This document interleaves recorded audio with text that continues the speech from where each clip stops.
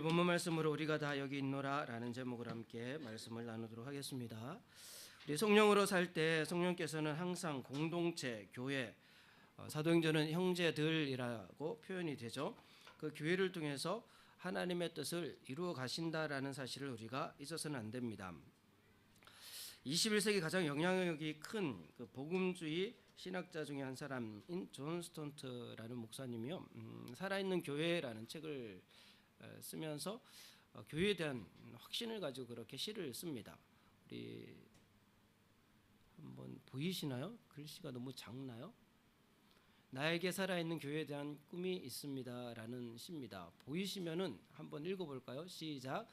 나에게는 교회에 대한 꿈이 있습니다. 그것은 성경적 교회로서 모든 점에서 성경에 나타난 하나님의 계시에 충성하고 목사들은 성실하고 적실하게 성경을 해석함으로써 모든 교인이 그리스도 안에서 성숙한 모습으로 자라게 하고자 노력하고 사람들은 하나님의 말씀을 사랑하고 그 말씀을 순종과 그리스도를 닮은 삶으로 장식하고 모든 비성경적 강조점에서 보호되며 삶을 통해 성경적 균형의 건강함과 아름다움을 드러내는 교회입니다.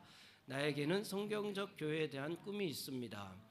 나에게는 교회에 대한 꿈이 있습니다. 그것은 예배하는 교회로서 사람들이 하나님을 만나고 예배하기 위하여 함께 모이고 하나님이 늘 그들 가운데 계시다는 것을 알고 매우 겸손하게 그분 앞에 엎드리고 주 예수의 식탁으로 정기적으로 자주 나와 십자가에서 이루어진 그분의 위대한 구속행위를 찬양하고 음악적 재능으로 예배를 풍성하게 하고 기도를 믿으며 기도 가운데 하나님을 붙들고 일요일 예배와 기도 모임에서뿐 아니라 가정과 주중의 일과 일상적인 삶에서도 예배가 나타나는 교회입니다. 나에게는 예배하는 교회에 대한 꿈이 있습니다. 나에게는 교회에 대한 꿈이 있습니다. 그것은 돌보는 교회로서 회중은 여러 인종, 나라, 연령, 사회적 배경으로 구성되어 하나님의 가족의 하나됨과 다양성을 드러내고 따스하고 환영하는 분위기에서 교제하며 분노나 이기심이나 질투나 교만으로 훼손되지 않고 교인들은 순수한 마음으로 뜨겁게 서로 사랑하고 서로 참고 서로 용서하고 서로의 짐을 지고 외로운 사람에게는 우정을 약자에게는 도움을 주고 사회에서 멸시받고 교절당한 사람들을 품어주고 사랑 곧 매력적이고 쉽게 전이되고 거역할 수 없는 하나님의 사랑이 세상 밖으로 흘러넘치는 교회입니다. 나에게는 돌보는 교회에 대한 꿈이 있습니다. 나에게는 교회에 대한 꿈이 있습니다. 그것은 섬기는 교회로서 그리스도가 종이심을 알고 자신 역시 종이 되라는 그분의 부르심을 듣고 이기심으로부터 구속되고 안으로부터 바깥으로 방향을 바꾸어 이타심을 갖고 자기 자신을 들여 타인을 섬기고 교인들은 그리스도의 명령에 복종하여 세상 속에서 살고 사람들은 예수님의 복음을 친구들과 단순하게 자연스럽게 열심히 나누고 자신의 교구 곧 거주자와 노동자, 가족과 독신자, 자국민과 이주자, 노인과 아이들을 부지런히 섬기고 사회 변화하는 필요들에 유의하고 더 유용하게 섬기기 위하여 프로그램을 융통성 있게 조정하는 민감함과 탄력성을 가지고 세계적인 비전을 품고 젊은이들에게 그들의 삶을 섬김의 일에 드리도록 끊임없이 도전하며 섬김을 위하여 끊임없이 사람들을 돌보는 교회입니다. 나에게는 섬기는 교회에 대한 꿈이 있습니다. 나에게는 교회에 대한 꿈이 있습니다. 그것은 기다리는 교회로서 교인들은 자신이 이 땅에서 이방인이요 순례자임을 기억하기에 물질적 풍요나 평안함 속에 결코 머물지 않고 주님이 다시 오실 것을 기다리고 고대하기에 더욱더 충성스럽고 적극적이고 어둡고 절망적인 세상 속에서 기독교적 소망의 불꽃을 계속 타오르게 하고 그리스도의 날의 부끄러움으로 그분을 피하지 않고 즐거이 일어나 그분을 맞이하는 교회입니다. 나에게는 기다리는 교회에 대한 꿈이 있습니다. 동경 아가페 기독교회가 이런 교회 되게 하소서. 사실 매년 이제 연초에 저희가 기도 제목을 이렇게 나눠드리죠. 그 기도 제목 첫 페이지에 이 내용이 있습니다. 아마 다들 암송하지는 못하지만 여러 번 읽어보신 적이 있을 거예요. 성경적인 교회. 어떻게 하면 이제 우리가 성경적인 교회를 세울 수 있을까? 사도행전은 하나님께서 교회를 세우시고 그 교회를 통하여서 하나님 나라를 이루어가시는 과정들을 기록하고 있습니다. 그 바울은 성령의 인도하심에 따라서 1차 전도여행을 다니면서 여러 지역에 교회를 세우게 되죠. 그리고 다시 안디옥으로 돌아와서 1년째 안 되는 시간 쉼을 갖다가 다시 이제 세워진 교회들을 형제들을 다시 돌아보고자 가게 됩니다. 루스드라에서는 디모데를 만나게 되고 복음을 위해서 디모데에게 할례를 행하게 하고 디모데와 함께 동력을 하게 되죠. 그리고 계속해서 아시아에서 복음을 전하고자 합니다. 그 내용이 16장에 기록되어져 있는 내용이죠. 16장 6절에 성령이 아시아에서 말씀을 전하지 못하게 하시거늘 그들이 브르기아와 갈라디아 땅으로 다녀가 무사 앞에 이르러 비두니아로 가고자 애쓰되 예수의 영이 허락하지 아니하는지라. 그렇게 바울 일행이 이제 열심히 교회들을 돌아보고 또 복음을 전하고자 합니다. 근데 그 아시아 지역에서 복음을 전하려고 하는데 좀처럼 그 길이 열리지 않는 거예요. 여기 성경에서 나오는 아시아라는 것은 오늘날 말하는 이 우리가 있는 이 지역을 의미하는 것이 아니라 지금의 터키 지역을 의미합니다. 지도를 보시면 거의 지중해 그 북쪽에 있는 저 지역이 이제 아시아, 에베소라든지 교회들이 있는 지역이 지금 터키의 좀 왼쪽이죠. 왼쪽 에게해 쪽에 있는 그 지역이 이제 아시아입니다. 바울이 저 지역에서 복음을 전하려고 부단히 노력을 하는데 자꾸만 길이 막히는 거예요. 그러니까 성령께서 말씀을 전하지 못하게 하고 또 예수의 영이 허락하지 아니하고 그렇게 막 어려움을 겪다가 결국 이 아시아의 제일 서쪽 끝에 있는 드로아라는 항구 도시까지 이릅니다. 그 16장 8절에 무시아를 지나 드로아에 내려갔는데 그 드로아에 이르렀을 때 이제 밤에 환상을 보게 되죠. 바울이 이 환상을 보고 마케도냐 사람 하나가 서서 그에게 청하여 이르되 마케도냐로 건너와서 우리를 도우라 하거늘 하나님께서 우리를 마케도냐로 이끄시는구나 하고 이제 그쪽으로 가게 되는 거예요. 사실 이렇게 그 하나님의 뜻에 온전히 순종한다는 것이 결코 쉬운 일은 아닙니다. 바울은 2차 전도 여행 가기 전에 바나바와 크게 다투게 되죠. 바나바가 크게 다투고 따로 갈라서서 지금 아시아 지역으로 왔거든요. 그런데 자꾸만 성령이 말씀을 전하지 못하게 하고 예수의 영이 허락하지 않는 거예요. 그러면 어떻게 생각합니까? 역시 바나바가 더 옳았어. 바울의 선택이 잘못된 거 아니야? 뭐 이렇게 사실 이 리더십에 큰 의문이 생길 수가 있죠. 그럼에도 불구하고 바울은 10절에 보시면 바울이 그 환상을 보았을 때 우리가 곧 마케도냐로 떠나기를 힘쓰니 이는 하나님이 저 사람들에게 복음을 전하라고 우리를 부르신 줄로 인정함. 이거 하나님의 뜻이구나 막 인정하고 그렇게 마케도냐로 가게 됩니다. 6절에서 10절까지 보면 6절에는 성령이, 7절에는 예수의 영이, 10절에는 하나님이 이렇게 기록하고 있죠. 그 성령께서는 예수의 영이시기도 하고 하나님의 뜻을 이루시는 분이십니다. 그 삼위일체 하나님께서 이 바울의 모든 전도 여행 중에 함께 한다는 것을 알 수 있어요. 때로는 복음을 전하지 못하도록 막으시는 것도 하나님이 하시는 것이고요. 또 허락하지 않는 것도 하나님이 하시는 것이 그러면서 우리의 인생을 이끌어 가십니다. 그 막힌다고 해서 하나님 뜻이 아니냐 그러지 않아요. 이 모든 과정들이 하나님의 뜻이구나라고 인정한다는 것은요. 내 뜻을 완전히 내려놓고 하나님 뜻에 내 마음을 결합시킨다 이런 의미를 가져요. 결합시킨다. 하나님 뜻에 완전히 결합시켜서 거기에 순종해서 따라간다 이런 의미를 가지고 있죠.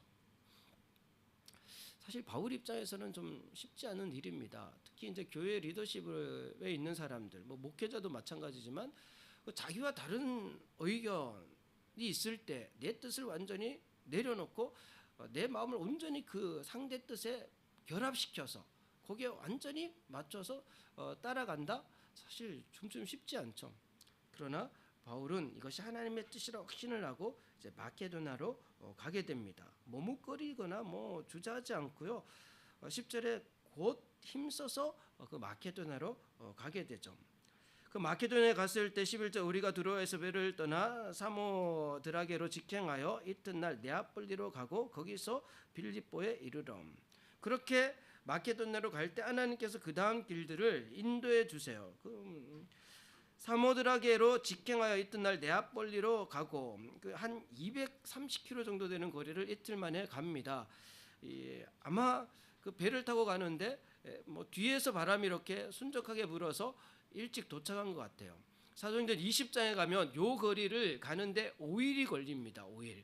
역풍을 만나면 5일 걸리는 거리를 하나님께서 순조롭게 그렇게 인도하시면서 이제 12절에 빌립보에 도착하게 되죠. 그러니까 빌립보에 도착했을 때 12절에 빌립보에 이르니 이는 마케도냐 지방의 첫 성이요. 이 첫 성이라는 의미가 뭐 규모가 가장 크다 이런 의미는 아니고요. 또 순서적으로 가장 첫 번째 이런 의미도 아닙니다. 사실 마케도냐 지역의 수도는 데살로니가죠. 한 당시만 해도 20만 되는 아주 큰 도시였고요. 그리고 이 마케도냐 첫 도시는 11절에 기록된 그 사모드라게라든지 네아폴리죠.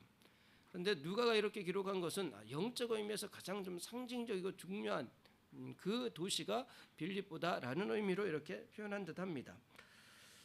자, 첫 성이요 또 로마의 식민지라 이 성에 수의를 요하다가 며칠을 있으면서 보니까 여기에 유대인 회당이 없는 거예요. 유대인 성인 남성 10명만 있으면 반드시 회당을 만들게끔 되어 있습니다. 그런데 이 빌립보에는 회당이 없었어요. 그래서 뭐 기도할 장소를 찾다가 13절에 안식일에 우리가 기도할 곳이 있을까 하여 문 밖, 그러니까 도시 바깥에 있는 강가에 나가 거기 앉아서 모인 여자들에게 말하는데 마침 그렇게 강가에 나갔는데 몇몇 여성들이 모여 있는 거예요. 그들에게 복음을 전했는데 그 중에 이제 두아디라시에 있는 잣새곶감 장사로서 하나님을 섬기는 루디아라는 한 여인이 루디아가 예수님을 믿게 된 거예요. 이 루디아는 사람 이름이라기보다는 지역 이름입니다. 그 지역 그러니까 두아디라 출신의 사람 이런 의미예요. 두아디라 출신의 사람. 아마 이 옷감 장사로 뭐 유럽과 아시아를 잇는 그 무역업을 하는. 근데 무역업을 아주 잘 했는지 이 빌립보에도 집이 있을 정도로 꽤 부유한 여인이었습니다. 남편은 일찍 사별을 했는지 성경에는 기록되어져 있지 않아요. 어쨌거나 그 루디아는 그 무역업을 하면서 꽤 성공을 했어요. 그런데 그런 과정들이 순탄하진 않겠죠. 그 험난한 세월을 사는 중에 이 유대인들의 하나님을 듣게 되고 믿게 된 거예요. 개종한 유대교로 개종한 그래서 하나님을 섬기는 여인이었습니다. 그런데 바울을 통하여서 예수님에 대한 복음을 듣고 이제 예수님을 믿게 되죠. 14절 후반에 주께서 그 마음을 열어 바울의 말을 따르게 하신지라 그와 그 집이 다 세례를 받고 예수님을 믿게 되고요. 그리고 우리에게 청하여 이르되 만일 나를 주 믿는 자로 알거든 우리가 예수님 믿는다는 사실을 인정한다고 하면 우리 집에 머무시기를 바랍니다라고 강권을 간절히 요구를 한 거예요. 요청을 한 거예요. 그래서 바울 일행이 이제 이 루디아의 집에 머물면서 이제 빌립보 도시에서 복음을 전하게 됩니다. 여기까지가 15절까지의 내용이에요. 오늘 나눌 내용은 16절부터의 내용인데 오늘 본문을 통해서 우리에게 주시는 메시지가 뭘까 함께 나누기를 원합니다. 그렇게 빌립보 도시에서 복음을 전하는데 이제 방해꾼이 나타나게 되죠. 오늘 함께 읽은 16절입니다. 우리가 기도하는 곳에 가다가 점치는 귀신 들린 여종 하나를 만나니 점으로 그 주인들에게 큰 이익을 주는 자라.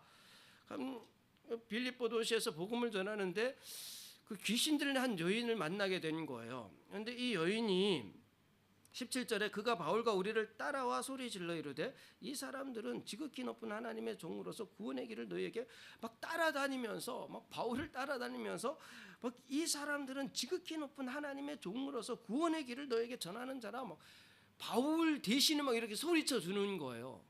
그러니까 대단한 동역자를 만난 듯 하지 않나요? 한번 생각해 보세요. 우리가 요즘은 저희가 막 전도를 많이 나가지 않지만 청년 때는 막 전도를 열심히 다녔잖아요. 뭐 역 주변에 전도를 다니기도 하고, 사실 저도 막 이렇게 좀 내성적이라서 쉽게 사람들에게 말을 거는 그런 스타일이 아니거든요. 전도하러 나가면 좀 조금 주춤거리기도 하고 그래요. 근데 누가 와서 막 대신 막 이야기해 주는 거예요. 막, 야, 이 사람들은 어떤 교회 예수 믿는 사람들인데 막 예수님 믿으세요. 막 이야기를 해준단 말이에요. 그러면 야, 참 좋은 동역자를 만난 거 아니야? 막 이렇게 생각이 들 수도 있잖아요. 그런데 18절을 보니 이같이 여러 날을 하는지라 바울이 심히 괴로워요. 바울이 너무너무 괴로운 거예요. 며칠 동안 계속 그러니까 괴로운 거예요. 왜냐하면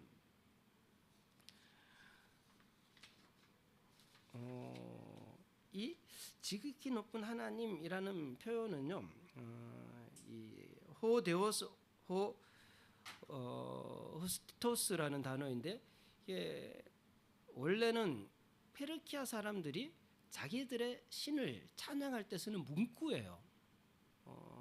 원래부터 이제 기독교인들이 사용하는, 그러니까 예수님을 믿는 유대인들이 사용하는 문구가 아니라 피니키아, 지금의 이스라엘 위쪽 지역이죠. 레바논 지역에 시돈과 드로가 옛날부터 거기 무역을 아주 활발하게 했던, 그러니까 지중해 무역의 그 중심지 같은 지역이 이 피니키아입니다. 그러니까 거기에서부터 여러 지역으로 이제 문화들이 전파되게 되겠죠. 그러니까 피니키아 사람들이 자기들의 신을 높일 때 사용했던 문구가 문구예요. 이 문구를 이제 헬라인들도 쓰고 또 유대인들도 쓰는 거예요. 헬라인들은 그 헬라인의 신들을 뭐 찬양할 때 이 문구를 쓰고, 또 유대인들은 또 하나님을 찬양할 때 이 문구를 쓰는 거예요.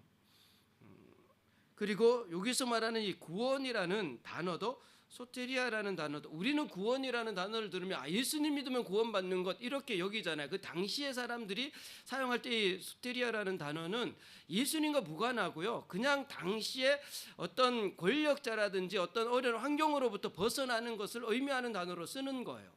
그러니까 이 표현이, 이 귀신 들린 여인이 사용하는 이 표현이 뭐 복음적인 내용이 아니라 뭐 오늘날 흔히 뭐 유럽 사람이나 미국 사람들이 뭐 God bless you 이렇게 이야기하는 게 뭐 신앙과 무관하게 그렇게 사용하잖아요, 습관적으로. 뭐 일본 사람들이 가미사마까라 쇼쿠쿠 사레르 요니 그렇게 이야기하면 예수님과 무관하잖아요. 뭐 신사 앞에서도 그렇게 기도하면서도 뭐 가미사마까라 쇼쿠쿠 사레르 요니 이렇게 이야기하는 것죠. 그런 의미로 쓰는 거예요. 그런 의미로. 그러니까 그런 의미로 막 따라다니며 소리치면서 이 귀신 들린 여인이 이야기를 하니까, 그렇게 사람들이 바울이 전하는 복음을 듣기보다는 막 이렇게 소리치는 이 여인 소리에 자꾸만 마음이 빼앗기기도 하고 혼란스러워지는 거예요. 그러니까 이게 너무 괴로웠던 거예요, 바울이. 우리 복음에 대해서는 우리가 명확하게 분명하게 알아야 돼요. 방법이 좀 잘못돼도 복음이 전해지면 되지 않을까? 그러지 않습니다. 오늘날도 종종요, 어떤 뭐 찬양 집회, 성령 집회 같은 그런 집회들이 있는데 조심해야 돼요. 조심해야 됩니다. 이제 고신대학교 조직신학 교수로 계시는 박영돈 교수님이 쓰신 그 일그러진 성령의 얼굴이라는 책을 보면요, 그분이 현대 한국 교회가 이 성령 집회들이 잘못 왜곡되고 있는 것을 보면서 그 성령 집회 한번 가봤어요. 정말 좀 한국에서 꽤 유명한, 이름만 들면 다 알만한 그런 분이 인도하는, 근데 그분도요 개신교 교회 지도자예요. 뭐 책도 쓰고 아주 유명합니다. 뭐 기독서적의 베스트셀러가 되기도 하고요. 그 집회에 가서 봤는데 뭐 거기에서 주여 주여 주여 하기도 하고요, 주의 이름으로 막 이렇게 소리치면서 사람들이 막 그렇게 하는데, 가만히 보니까 사람들이 예수님에 대해서, 예수님의 말씀보다는요 오로지 뭐 치유되고 변화 이런 데만 관심이 있는 거예요. 예수님의 그 말씀보다 온통 사람들은 어떻게 하면 치유받을까? 어떻게 하면 문제가 해결될까? 이것 때문에 막 정신없이 주여 주여 하면서 외치고 있는 거예요. 일그러진 성령의 얼굴이라는 책 나중에 기회 되면 한번 보시기 바랍니다. 하나님의 말씀, 예수님에 대해서 정확히 알지 않으면 안 돼요. 그래서 사실 여기 17절에 나와 있는 구원이라는 단어의 의미와 31절에 주 예수를 믿으라 그리하면 너와 내 집이 구원을 받으리라 하는 이 구원은 동일한 단어입니다. 동일한 단어이지만 쓰임은 전혀 달라요. 쓰임은 전혀 다릅니다. 이 귀신 들린 여인이 말하는 구원이라는 단어와 바울이 주 예수를 믿으라 그리하면 너와 내 집이 구원을 얻으리라 할 때 이 구원은 같은 단어이지만 쓰임이 다른 거예요. 의미가 다른 겁니다. 그래서 32절에 바울은 이 구원의 참된 의미를 설명을 해줘요. 주의 말씀을 그 사람과 그 집에 있는 모든 사람에게 전하니라. 명확하게 이 구원이 갖는 의미가 무엇인지 정확하게 다시 설명을 해주는 거죠. 그 복음에 대해서 저와 여러분이 정확히 알지 않으면 안 돼요. 그러니까 결국 바울은요, 괴로워서 힘들어하다가 18절에 그 귀신에게 이르되 예수 그리스도의 이름으로 내가 내게 명하노니 그에게서 나오라니 귀신이 즉시 나오게 되죠. 그러니까 이제 주인들이 수익의 소망이 끊어져서 막 그 주인들이 이제 막 들고 일어나서 바울을 상관들 앞에 데리고 가서 말하되 이 사람들이 유대인인데 우리 성을 심히 요란하게 한다 하여 로마인 우리가 받지도 못하고 행하지도 못할 풍속을 전한다 하거늘 무리가 일제 일어나 고발하니 상관들이 옷을 찢어 벗기고 매로 치라 하여 많이 친 후에 옥에 가두고 간수에게 명하여 든든히 지키라 해서 깊은 감옥에 바울과 실라를 가두게 되죠. 여종은 하나인데 주인은 여러 명이에요. 성경을 잘 읽어보시면 주인들 이렇게 표현된 걸 보면 귀신들은 여종은 하나인데요. 여러 사람들이 거기에서 수익을 얻었어요. 그러니까 이 거짓을 통하여서요. 많은 사람들이 자기들의 유익을 취하는 경우들이 얼마나 많은지 몰라요. 지금 여기 일행은 바울과 실라, 디모데 또 누가까지 4명인데 이제 디모데와 누가는 빼고 바울과 실라만 감옥에 갇혔죠. 왜 우리만 그래? 억울해. 디모데는 어디 가고 뭐 누가는 어디 갔어? 뭐 이런 마음을 갖는 사람들이 있을 수도 있겠지만요. 바울은 그러지 않죠. 바울과 실라는 그곳에서 25절에 보시면요. 한밤중에 바울과 실라가 기도하고 하나님을 찬송하며 죄수들이 듣더라. 거기에서도 바울과 실라는 하나님을 찬양합니다. 어떻게 이 감옥에 갇혀서도 바울과 실라는 하나님을 찬양할 수 있었을까?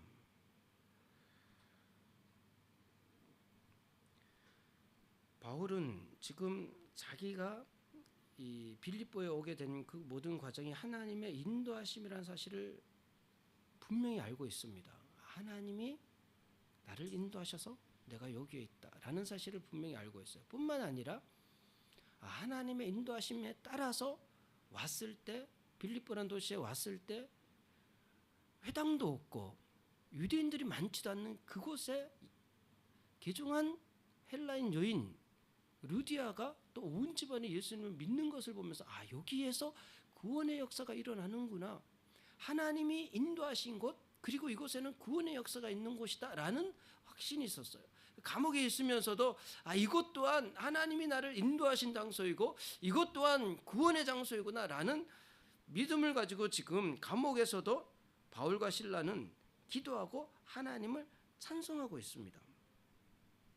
그렇게 기도하고 하나님을 찬양할 때 26절에 이에 갑자기 큰 지진이 나서 옥토가 움직이고 문이 곧 다 열리며 모든 사람의 매인 것이 다 벗겨지니라.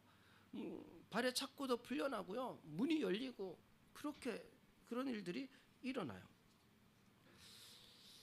영적으로 좀 상징적인 의미를 가지고 있습니다. 우리가요 정말 하나님을 전적으로 신뢰할 때 우리를 얽매고 있는 모든 환경에서부터 우리는 자유로워질 수 있어요.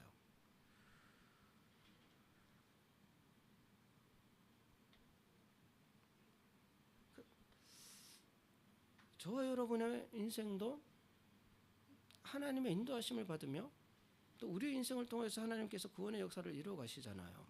그럼 우리가 어떤 결핍의 상황에 놓여 있다 할지라도 우리는 이곳이, 여기가 하나님의 인도하신 곳, 이곳이 구원의 역사가 일어나는 곳이라는 믿음이 있다면요, 그곳이 매를 맞는 곳, 그곳이 착고가 매이는 그런 어려운 환경, 감옥, 깊은 감옥, 그런 고난과 결핍의 상황에 놓여 있다 할지라도 우리는 하나님께 기도하고 찬양할 수 있어야죠.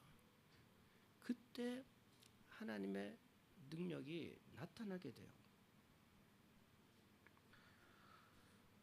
세상 사람들은 그런 성도들의 모습을 보기를 원합니다. 25절에 후반절에요, 제수들이 듣더라. 그 모습을, 바울과 실라의 모습들을 제수들이 다 봐요. 세상 사람들은요, 예수 믿는 사람들을 봅니다. 예수 믿는 사람들을 보면서 어려울 때 같이 어려워하고, 힘들면 같이 원망하고, 불평하고, 낙심하고, 좌절하고, 믿지 않는 사람들과 똑같이 그러면 예수 믿는 사람이나 믿지 않는 사람은 별반 다를 게 없네.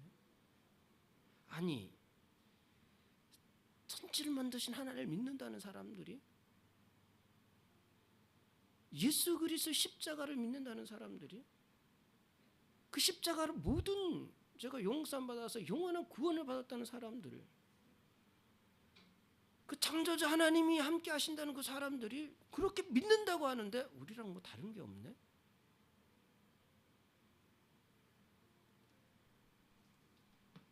그러면 우리 믿음의 증거가 어디에 나타날까요? 세상 사람들은요, 예수 믿는 사람들이 자기들과 다름을 보기를 원해요. 그 감옥 안에서도 바울과 실라는요, 기도하며 하나님을 찬양합니다. 그것을 거기에 있는 모든 제수들이 들어요. 듣습니다. 저들은 다르다. 우리와 함께 이 감옥이 깊은 감옥에 갇혀 있지만 저들은 우리와 다르잖아 라는 것을 듣고 보게 되죠. 그 장소가 여기라는 곳이에요. 여기. 오늘 본문을 통해 저와 여러분 첫째 기억해야 할 것은요, 우리가 있어야 할 곳이 어디냐라는 거예요. 우리가 있어야 할 곳, 여기 있으라라는 말씀. 여기라는 장소가 비록 결핍의 환경이라 할지라도, 고난의 장소라 할지라도 하나님이 인도하신 곳, 구원의 역사가 일어나는 곳이라 하면 우리는요, 그곳에서 하나님께 기도하며 하나님을 찬양할 수 있어야 합니다. 그 여기에서 바울이 하나님께 기도하고 찬양할 때 지진이 일어나고 옥토가 움직이고 문이 다 열려지고 모든 사람의 매인 것이 다 벗겨져요. 그러니까요, 간수가 깜짝 놀라서 27절에 자다가 깨어 옥문들이 열린 것을 보고 죄수들이 도망한 줄 생각하고 칼을 빼어 자결하여 하거든. 그때 바울이 크게 소리질러 이르되 내 몸을 상하지 말라. 우리가 다 여기 있노라. 야, 내 몸을 상하지 마라. 우리는 다 여기 있다. 라고 바울이 이야기하죠. 바울이 왜 도망가지 않았을까요? 바울이 왜? 옥문이 다 열렸잖아요. 하나님께서 지금 역사해 주신 거잖아요. 하나님의 역사가 분명하잖아요. 그런데 왜 도망가지 않았을까요? 바울은 감옥 안에 있나 감옥 밖에 있나 이게 중요한 것이 아닙니다. 그게 중요한 것이 아니에요. 이곳이 하나님께서 인도하신 것이고 이곳이 구원의 역사가 일어나는 곳이다 라는 믿음. 그러니요, 감옥 안에 있나 밖에 있나 이게 중요하지 않아요. 그리고 지금 자기가 도망가게 되면 간수가 위험에 처할 수 있다는 사실도 알아요. 빌립보는 로마의 식민지라고 이 12절에 기록되어져 있죠. 그 로마법을 따르는 도시입니다. 로마법에 의하면 죄수들이 도망가게 되면 간수가 그 책임을 져야 했어요. 그 죄수 대신에 벌을 받거나 죄수 대신에 사형을 당하기도 했죠. 12장에 비슷한 사건이 일어납니다. 베드로와 요한이 감옥에 갇혔을 때 천사가 베드로와 요한을 깨우고, 그런데 옥문들이 저절로 열려서 베드로가 무사히 마가의 어머니의 집에 가는 그 사건이 기록되어져 있죠. 12장 19절에 보면 헤롯이 그를 찾아도 보지 못하며 파수꾼들을 신문하고 죽이라 명하니, 그 간수들을 죽이라고 명합니다. 사실 이렇게 죽여서는 안 돼요. 간수들의 책임이 아닌데도 불구하고 헤롯은 불법적으로 그렇게 행한 거예요. 그런데 이 빌립보 같은 경우에는 로마법에 따라 하면은 간수가요 죽을 수도 있습니다. 바울은 그 사실을 알죠. 우리가 이렇게 나가게 되면 자칫하면 간수가 해를 입을 수도 있겠구나. 이 구원이라는 단어가 갖는 의미는요, 그런 환경으로부터 벗어나는 것을 의미하거든요. 이 간수는 지금 그 구원의 도움이 필요한 상황에 놓여 있습니다. 그러니까 바울이 하나님께서 인도하신 곳, 그리고 여기에 구원이 필요한 영혼이 있는 그 장소, 그래서 옥문이 다 열리지만 거기에서 나가지 않고 그 자리를 지키죠. 그러니까 저와 여러분이 있어야 할 곳은 어디입니까? 우리가 있어야 할 곳, 우리가 지켜야 할 장소, 우리에게 여기는 어디입니까? 저와 여러분의 인생도요, 하나님 인도하시고 우리의 인생 가운데도 우리를 통해서 구원의 역사를 이루시고요, 우리의 도움이 필요한 누군가가 있는 그 장소에 우리가 있습니다. 그렇다면 우리는 그곳이 결핍의 장소를 할지라도 거기에서 기도하며 하나님을 찬양하며 그 자리를 지킬 수 있어야 되죠. 그런데 대부분의 세상 사람들은 끊임없이 환경을 쫓아, 더 좋은 환경, 더 좋은 그런 조건의 상황들, 그것을 쫓아서 막 다니려고 해요. 저와 여러분이 하나님이 이끄시는 여기에 있을 수 있는 은혜가 있기를 바랍니다.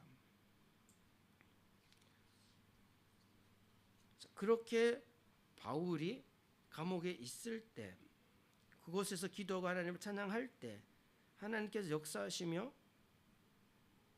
옥문들이 열리고 죄수들의 착고들이 다 메인 것이 벗겨지게 되죠. 그 속에서 이제 여기에서 하나님께서 이루시는 구원의 역사가 나타나게 되죠. 오늘 본문에서 저와 여러분 또 하나 눈여겨봐야 할 것은요, 막 지진이 일어나고 그래서 메인 것들이 풀려나게 되고 이런 것들이 중요한 것이 아닙니다. 지금 성령께서 하시는 구원의 역사가 무엇인지를 우리는 볼 수 있어야 돼요. 자, 그렇게 이제 간수가 죄수들이 도망한 줄 알고 칼을 빼들고 막 자결을 하려고 할 때 바울이 크게 소리질러 이르되 내 몸을 상하지 말라, 우리가 다 여기 있노라 하니. 그러니까 29절에 간수가 등불을 달라고 하며 뛰어 들어가 무서워 떨며 바울과 실라 앞에 엎드리죠. 그리고 30절에 그들이 데리고 나가 이르되 선생들이여 내가 어떻게 해야 구원을 받으리까거늘. 사람들을 움직이는 힘은 물리적인 힘이 아닙니다. 권력의 힘도 아니에요. 돈의 힘도 아닙니다. 관계의 힘도 아니에요. 오직 성령이 너에게 임하시면 너희가 권능을 받아. 성령의 권능이 사람을 움직여요. 성령의 권능은 우리가 성령에 온전히 순종할 때 나타납니다. 그러니까 바울이 성령에 순종하여서 그 장소에 있을 때 성령의 권능이 나타나는데, 지금 죄수들이 바울이 도망가지 않는 것은 이해가 가죠. 그런데 죄수들은 왜 도망가지 않았을까요? 죄수들은 왜 도망가지 않았을까요? 아니, 그 깊은 감옥에 갇혀있던 죄수들이 지금 갑자기 막 지진이 일어나고 옥문이 열리고 뭐 자기들을 묶고 있는 착고들이 다 풀려지게 되고 자유롭게 됐어요. 그 분명히 26절에 모든 사람의 매인 것이 다 벗어진지라라고 기록되어져 있거든요. 가끔 영화나 드라마 같은데 보면 막 이게 옥문이 열리면 막 우르르 죄수들이 다 막 미친 듯이 달려 나오잖아요. 그들은요 막 조금이라도 틈만 나면은 거기에서 벗어나려고 막 발버둥 치는 사람들이잖아요. 그런데 지금 옥문이 열렸는데 아무도 도망친 사람이 없었어요. 왜 그럴까요? 왜? 이들이 바울과 실라가 기도하며 하나님을 찬양하는 것을 들었어요. 들으면서 야, 저들은 누구지 도대체? 저들이 뭐지? 아니 이곳에서 하나님을 찬양해? 그러면서요 막 지진이 일어나는 그런 상황 속에서 바울과 실라는 뭐 하고 있어? 꼼짝하지 않고 감옥 안에 있는 거예요. 그 뭐야? 우리 일단 여기 있어 보자. 바울이 어떻게 하는지 보고 저 두 사람이 어떻게 하는지 보고 우리가 좀 움직여야지. 일단 있어 보자. 결국은요 이들은 하나님께서 그들을 붙들고 계신 거지만 바울과 실라의 모습을 보고 그들이 그 감옥 안에 그냥 자리를 지키고 있는 거예요. 그리고 간수의 마음도 이미 성령께서 움직이고 계시죠. 간수가 보니까 막 문이 다 열려있고 죄수들이 도망간 줄 알았는데 보니까 다 그대로 있잖아요. 그러면은 야 잘됐다. 이게 웬 행운이냐. 그러면서 옥문을 다시 다 잠그면 그걸로 끝나잖아요. 그 안에 있던 죄수들도 야 이러다가 간수가 저 열린 옥문 다시 잠궈버리면 우린 또 감옥에서 1년이 될지 뭐 5년이 될지 모르는데 뭐 이런 불안한 마음이 없었겠습니까? 그 간수도 그냥 잘됐다 싶어서 도망간 줄 알았는데 다 그대로 있냐고 옥문을 잠그면 그걸로 끝나잖아요. 이미 성령께서 그 마음 가운데 두려움을 주셔서 바울과 실라 앞에 엎드리도록 하죠. 그러니까 이거 성령께서 하시는 성령의 권능이에요. 그러니까 사람을 움직이는 것은 그 세상적인 힘이 아닙니다. 우리가 성령에 온전히 순종할 때 성령께서 사람들의 마음을 움직이시고 성령의 권능으로 사람들의 마음을 돌이키게 만드시는 거예요. 그게 성령의 권능이고 그게 선한 영향력입니다. 우리가 성령에 온전히 순종할 때 나타나는 권능이에요. 그때 이제 구원의 역사도 일어나는데 28절에 보시면 바울이 크게 소리질러 이르되 내 몸을 상하지 말라 우리가 다 여기 있노라. 이 상하지 말라라는 단어의 뜻은요 아무것도 하지 말라라는 뜻이 있습니다. 아무것도 하지 말라. 메텐 프락시스라는 단어는 아무것도 하지 말라. 그리고 우리가 다 여기 있노라. 여기 있노라는 표현은요 모든 것이 다 여기 있다 이런 의미를 가져요. 야 구원은 아무것도 하지 마라. 구원을 위해서는 하나님께서 모든 것을 준비해 주셨다 이런 의미예요. 그때 이제 간수가 바울과 실라에게 막 엎드려서 어떻게 하면은 구원을 받으리까? 사실 17절에 나와 있는 이 구원 그리고 이 간수가 말하는 이 구원의 단어는요 환경에서부터 벗어나는 그런 구원의 의미예요. 그런데 바울이 구원의 참된 의미를 이제 이 간수에게 설명을 해주는 거예요. 31절에 주 예수를 믿으라 그리하면 너와 내 집이 구원을 받으리라 하고 주의 말씀을 그 사람과 그 집에 있는 모든 사람에게 전하더라. 구원이 무엇인지 아냐? 예수 그리스도를 믿는 것인데 예수 그리스도가 어떤 존재인지 아냐? 예수 그리스도로 말미암아서 우리는 모든 죄로부터 그리고 영원한 생명을 얻게 되는 거야. 그래서 그 예수님에 대한 모든 복음을 간수에게 설명을 해주게 되고 그때 비로소 이 간수는 참된 구원의 의미를 깨닫게 되고 구원을 간수와 그 모든 집안 사람들이 구원을 받게 되죠. 그래서 34절에 그와 온 집안이 하나님의 믿음으로 크게 기뻐하니라.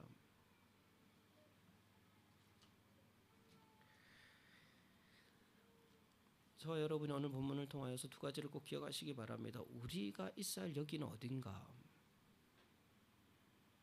우리가 있어야 할 여기는 어디입니까? 내가 있어야 할 여기는 어디예요? 하나님이 인도하시는 곳, 구원의 역사가 일어나는 그곳. 환경을 쫓아 움직이는 것이 아니라 때로는 그것이요 결핍의 상황이 또 고난의 상황이라 할지라도 하나님께서 인도하시는 구원이 필요한 그곳, 그것을 우리는 그곳에 있어야 하죠. 그리고 우리는 구원의 참된 의미를 증거할 수 있어야 합니다. 구원의 참된 의미를.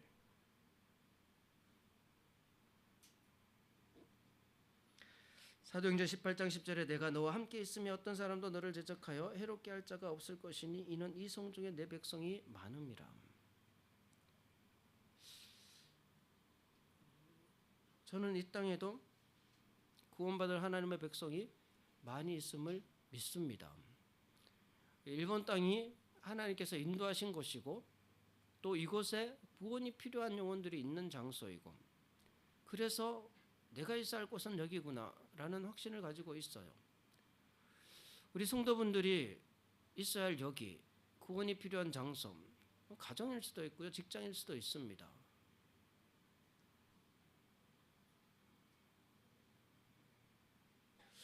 그런데 어느새 우리는 하나님께서 인도하시는 그 장소를 잊어버리고 어느 때부터인가 어떤 환경만 쫓아서 살아가고 있지 않은지를 한번 돌아볼 필요가 있겠죠. 말씀을 준비하면서 이렇게 청년 때 정말 한 영혼을 위해서 막 밤낮없이 다니던 그때가 기억이 나요.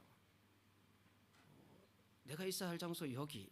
어떤 때는요, 일본 영혼을 만나러 갔는데 막 밤에 낮에는 만나기 좀 힘드니까 아르바이트하고 막 이거 바쁘니까 밤에 이제 뭐 10시쯤 가서 집 앞에 가서 이때쯤 집에 와야 되는데 안 오는 거예요. 막 기다리다가 어느새 막 막차가 끊겼어요.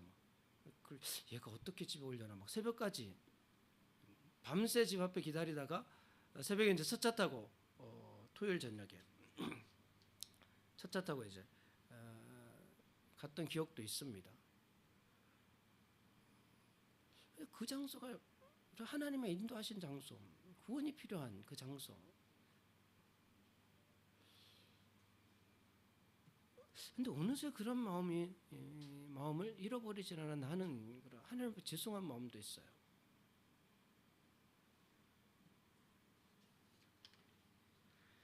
고린도서 6장 2절에 이르시되 내가 은혜 베풀 때에 너에게 듣고 구원의 날에 너를 도왔다 하셨으니 보라 지금은 은혜 받을 만한 때요 보라 지금은 구원의 날이로다. 오직 모든 일에 하나님의 일꾼으로 자천하여 많이 견디는 것과 환난과 궁핍과 고난과 매맞음과 갇힘과 난동과 수고로움과 자지 못함과 먹지 못함 가운데서도 이런 상황이요 하나님 인도하신 장소였어요. 바울은 가는 곳곳마다 자천하여 자기는요 하나님의 일꾼으로 스스로 그렇게 자천해요. 스스로 그 길을 간 거예요. 그래서 그 어려운 상황 결핍의 상황 속에서도 많이 견디면서 환난과 궁핍과 고난과 매맞음과 갇힘과 난동과 수고로움과 자지 못함과 먹지 못함이 있었어요. 그런데 그것이 바울이 있어야 할 장소였습니다.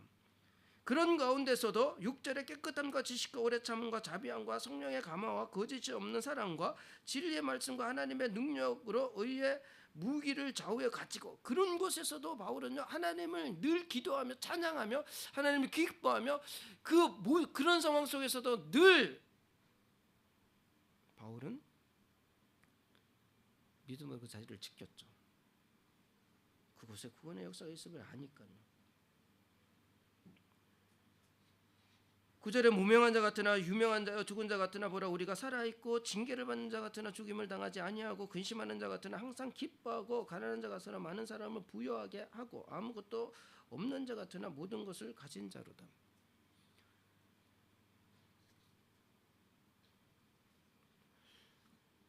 우리가 이 믿음 가운데 있을 때 하나님 이곳이 내가 있는 이곳이 하나님 인도하신 곳이고 이곳이 구원이 필요한 장소임을 믿습니다. 이 믿음으로 살아갈 때요 그곳에서 하나님께서 성령의 능력을 나타내시며 참된 구원의 역사를 이루어 가십니다.